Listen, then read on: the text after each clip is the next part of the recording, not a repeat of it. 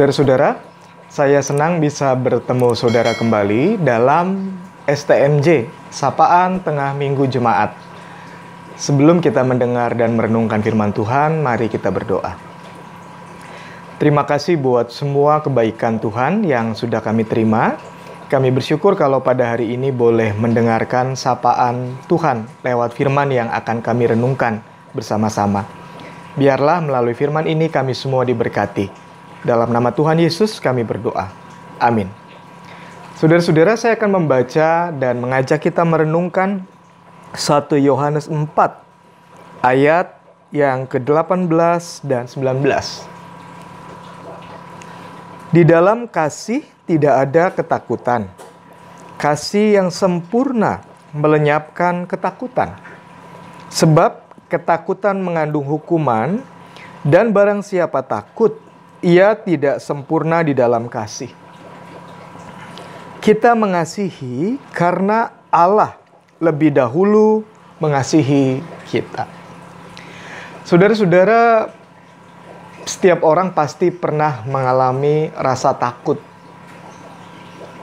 Dalam situasi seperti ini, di antara saudara juga ada yang merasa takut. Takut kira-kira kita bisa bebas dari COVID-19 atau tidak.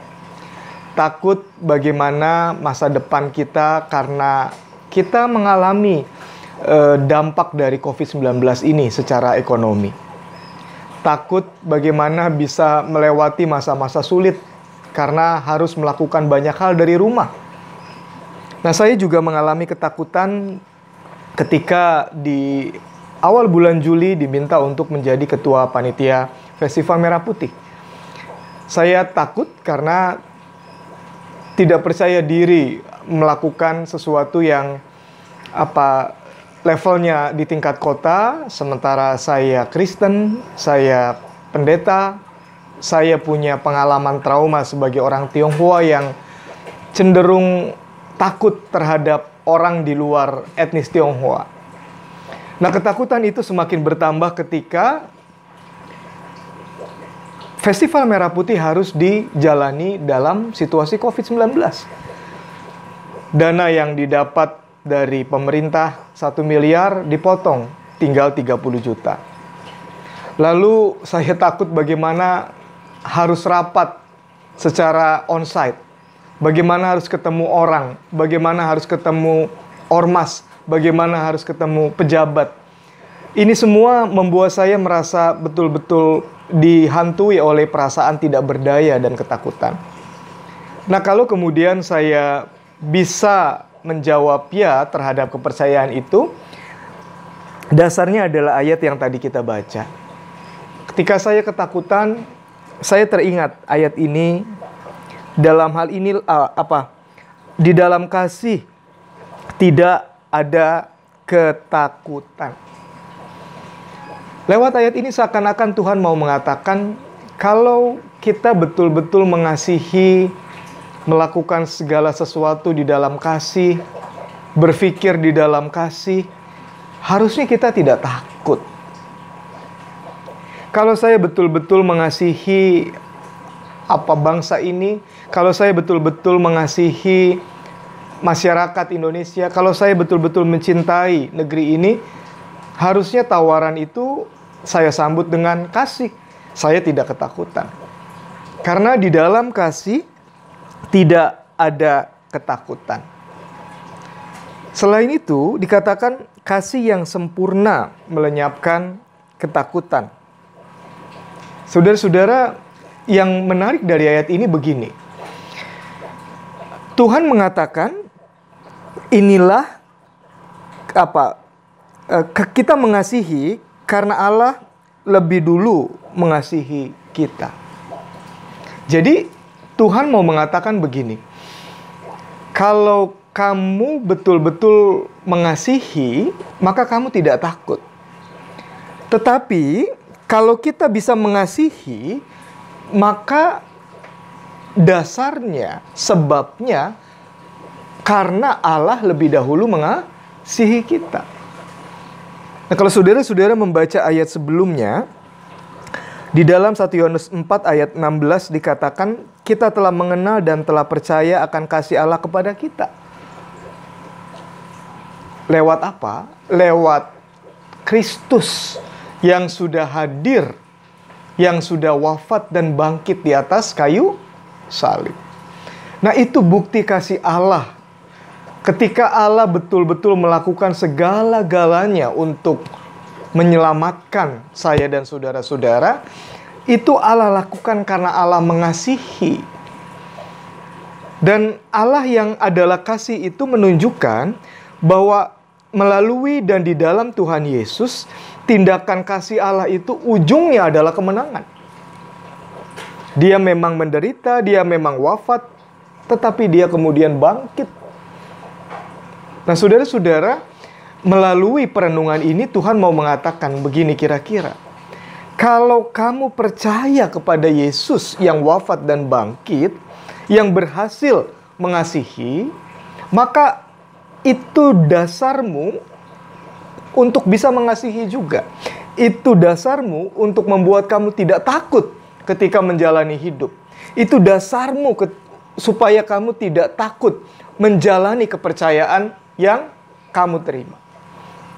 Nah, saudara-saudara, itu yang kemudian membuat saya dalam kebimbangan belajar mempercayakan diri saya kepada kuasa Tuhan di dalam dan melalui Tuhan Yesus. Dan ajaib. Sama seperti kuasa kebangkitan mengatasi banyak hal yang rasanya sulit dan tidak mungkin, kuasa yang sama juga saya alami ketika menjadi ketua panitia Festival Merah Putih di Kota Bogor tahun ini. Ada kegiatan-kegiatan yang rasanya sulit untuk bisa terwujud kalau bukan karena kuasa Tuhan. Misalnya salah satunya saudara-saudara yang di Bogor bisa melihat bagaimana di Tugu Kujang, di pusat Kota Bogor, setiap hari pagi dan sore ada pengibaran merah putih yang dilakukan oleh kesatuan TNI Polri, lalu juga ormas-ormas, dan orang-orang betul-betul yang terlibat betul-betul semangat menggelorakan nasionalisme. Lalu ketika bendera dikibarkan atau bendera diturunkan, kendaraan diberhentikan, orang menunjukkan sikap hormat, rasa haru bahwa sebagai bagian dari bangsa ini kita punya merah putih yang luhur dan agung. Beberapa orang menangis terharu dan menyaksikan kebesaran Indonesia lewat prosesi ini. Nah, ini stop jalan, melibatkan begitu banyak koordinasi dengan begitu banyak orang. Ketika terjadi saya berpikir, ya kok bisa terjadi? Lalu itu juga viral kemana-mana. Yang kedua misalnya ada satu acara paduan suara virtual Festival Merah Putih. Kami bingung, tidak punya keahlian, tidak punya pengalaman. Tetapi tiba-tiba orang yang sudah pernah meraih rekor muri melakukan virtual choir bersedia kerjasama. Dananya dari mana? Tidak ada. Tetapi begitu dilakukan, Tuhan membukakan jalan satu-satu.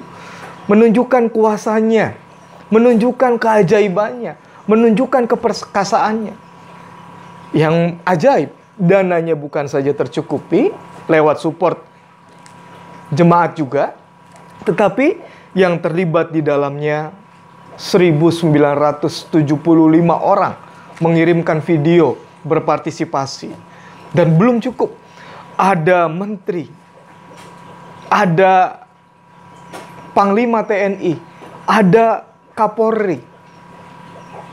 Dan kemudian ketika itu terjadi, sekarang dalam proses editing dan kompilasi, panitia betul-betul merasa takjub bagaimana hajat kota kemudian bisa menjadi atau melibatkan tokoh-tokoh nasional. Belum cukup. Salah satu lagunya bahkan akan menjadi video yang diputar ketika penaikan dan penurunan bendera 17 Agustus di Istana Negara. Nah, saudara-saudara, yang saya mau katakan bukan soal hebatnya Festival Merah Putih. Apalagi mengatakan hebatnya ketuanya, tidak sama sekali. Yang hendak saya katakan adalah ketika kita melakukan sesuatu karena kasih, kita tidak perlu takut. Kenapa kita tidak perlu takut?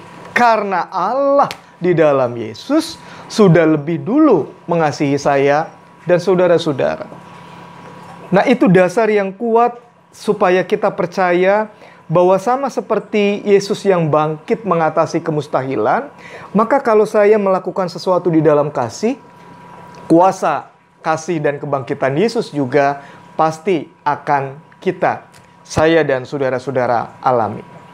Nah, karena itu saudara-saudara, kalau saat ini ada di antara saudara yang sedang dikuasai rasa takut, Tuhan mau mengatakan kepada saudara, Allah mengasihimu, Allah mencintaimu. Dan karena itu, saudara tidak usah takut. Bukalah hati saudara, rasakanlah kuasa kasih-Nya yang sempurna. Terimalah kuasa kebangkitannya yang mengatasi akal budi manusia. Tuhan mengasihi dan memberkati saudara-saudara. Amin. Mari kita berdoa. Kami bersyukur buat sapaan-Mu lewat firman yang kami baca. Kami yakin kuasa-Mu yang sempurna, kasih-Mu yang sempurna, menolong kami menjalani hidup tanpa rasa takut. Bukan karena kami hebat dan kuat, tapi karena kami memiliki Allah yang hebat, perkasa, dan mengasihi kami semua. Di dalam nama Tuhan Yesus kami berdoa. Amin.